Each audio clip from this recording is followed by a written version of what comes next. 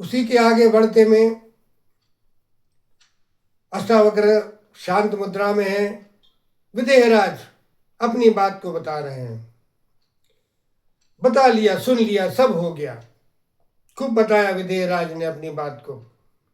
लेकिन अष्टावक्र ने, जो पिछले एपिसोड में मैंने बताया था कि अष्टावक्र को भी भ्रम है, अभी भ्रम हो गया, शंका, कि वाकई में विदेहराज के लिए आत्मा का अनुभव हुआ, अन्यथा कुछ और ही अनुभव हो गया। ब्रह्म का अनुभव भ्रम से हो गया, मैं का अनुभव, शरीर के मैं का अनुभव आत्मा से हो गया। आदमी की बुद्धि है बड़ी खतरनाक, ये कहीं कुछ भी समझ सकती है, सोच सकती है। इसलिए बुद्धि, इसी बुद्धि ने तो अनंत जन्मों से भटकाया है, वरना कब का ये जीवात्मा कब का परमात्मा से एक हो गया होता। मगर ये जीवात्मा परमात्मा से एक ना होने की वजह सबसे बड़ी यही रही कि बुद्धि की बात मानता रहा, बुद्धि से भ्रम पैदा होता रहा और बुद्धि भटकाती रही। वरना हर कोई परमात्मा से एक हो जाए। ये बुद्धि बहुत खतरनाक है। यही अब शंका हो रही है अष्टावक्र के लिए कि विदेहराज को कहीं आत्मज्ञान होने का भ्रम तो नहीं हो गया, अपने ब्रह्मता का भ्रम तो नहीं हो गया। इसलिए अष्टावक्र अपने भाषा में बोल रहे हैं कि मुझे आश्चर्य होता है, मुझे आश्चर्य होता है कि इस विशाल विश्व रूप आत्मा को जानने के बाद, स्वयं की सत्ता से युक्त होने के बाद भी सीपी में रजत की आसक्ति क्यों? सीपी में आज भी रजत दिख रहा है, क्यों? समंदर में आज भी लहर दिख रही है, क्यों? मुझे आश्चर्य होता है उन लोगों के लिए जो विश्वात्मा को जान लेते। अब विदेहराज नीचा सर करे हैं, फिर उठाते हैं, अष्टावक्र की तरफ फिर देखते हैं। अब विदेहराज को भी बड़ी शंका हो रही है कि ये अष्टावक्र ये बोल क्या रहे हैं, किसके बारे में बता रहे हैं, क्योंकि वो नाम नहीं ले रहे हैं, बस बोल रहे हैं कि मुझे आश्चर्य होता है, मुझे आश्चर्य होता है कि आत्मज्ञान, समाधि से आत्मज्ञान को उपलब्ध हुआ व्यक्ति, समाधि से आत्मज्ञान को उपलब्ध हुआ व्यक्ति विषयों में आसक्त क्यों? जब तक वो समाधिस्थ है, जब तक वो भीतर है, अपने आत्मा में है, मुझे आश्चर्य होता है कि ऐसा व्यक्ति जब तक भीतर है, आत्मा में है, स्व की अवस्था में है, स्व की स्थिति में है, इसके बाद भी जब वो स्व स्थिति से बाहर आता है तो स्त्री का विकार क्यों, स्त्री का आकर्षण क्यों? बड़ा आश्चर्य होता। फिर वो कहते हैं अष्टावक्र कि मुझे आश्चर्य होता है कि सत्य को जानने के बाद भी, सत्य को जानने के बाद भी, परम मुक्त अवस्था को समझ लेने के बाद भी इस शरीर के प्रति आकर्षण क्यों? ये मैं, शरीर, इसका आकर्षण क्यों? अब विदेहराज भी समझ नहीं पा रहे हैं कि अष्टावक्र बोल क्या रहे हैं, किसके बारे में बोल रहे हैं। मेरे ओर तो इंगित उंगली है नहीं उनकी। मुझे तो मतलब मुझे ऐसा नहीं लग रहा है कि वो मुझे बोल रहे हैं, मुझे तो ऐसा लग रहा है कि अब किसके बारे में ये मुझे बता रहे हैं। कि मुझे आश्चर्य होता है कि ऐसा व्यक्ति जिसने सत्य को जान लिया, उसके बाद भी मृत्यु का शोक क्यों, मृत्यु का भय क्यों? मुझे आश्चर्य होता है उनके उनके लिए जो इस परम मूल्य संपदा को उपलब्ध हो गए हैं।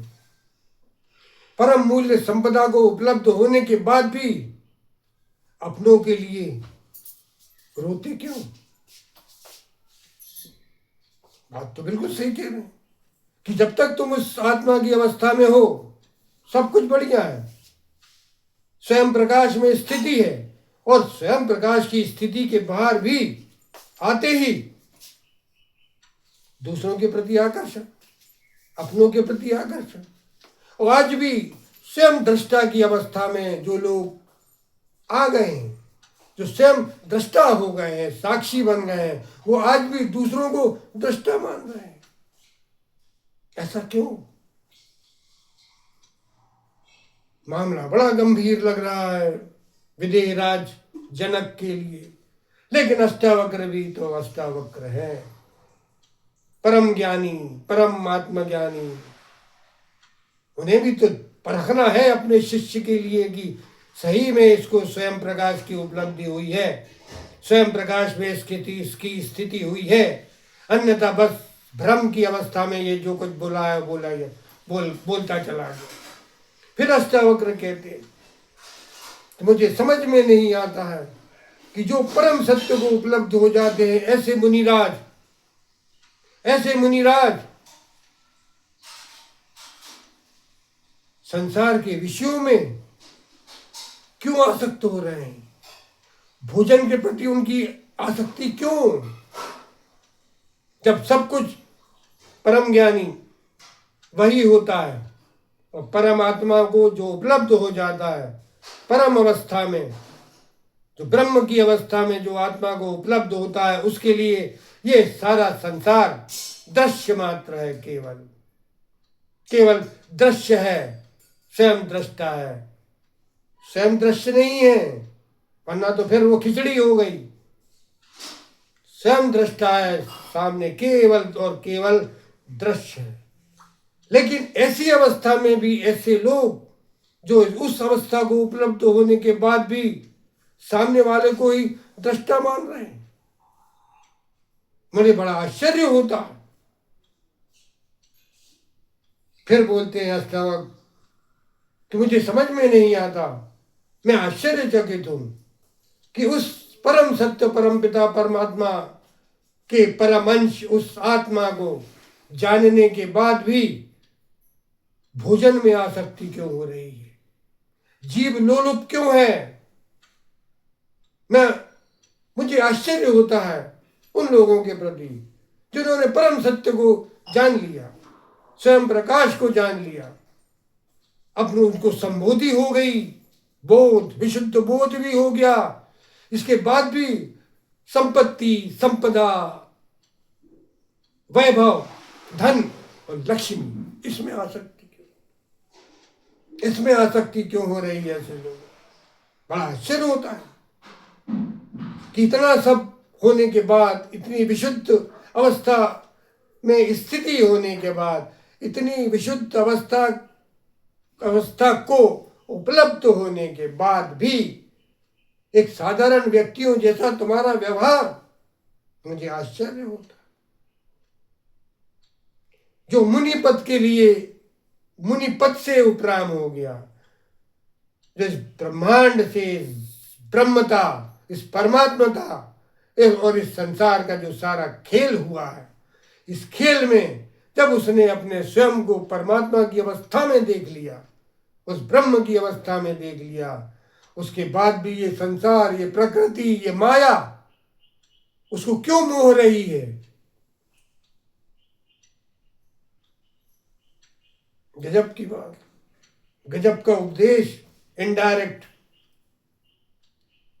निशाना कहीं है, गोली कहीं मार रहे हैं। सामने वाला ये समझ रहा है पता नहीं किसको मारे जा रहा है, और वो व्यक्ति कौन है ऐसा जो इस अवस्था में आने के बाद भी वो ऐसा है? क्यों माया का बंधन उसके लिए बांध रहा है आज भी? क्यों बच्चों के प्रति उसका मोह है? पत्नियां, स्त्रियां, सबके प्रति मोह क्यों हो रहा है उसके लिए, जब वो उस परम अवस्था को उपलब्ध हो गया? मुझे बड़ा आश्चर्य होता है, मुझे बड़ा आश्चर्य हो रहा है कि विश्वरूप समुद्र में विश्वरूप आत्मा के समुद्र में आज भी लहरें उठ रही हैं। उन लहरों को वो अपने विचार क्यों मान रहा है? चेतो विश्वरूप आत्मा के समंदर में जो भी चित्त रूपी हवाओं के कारण जो भी लहरें, विचार रूपी लहरें उठ रही हैं, वो बस उठेंगी उठेंगी उठेंगी, उसका कोई हल नहीं।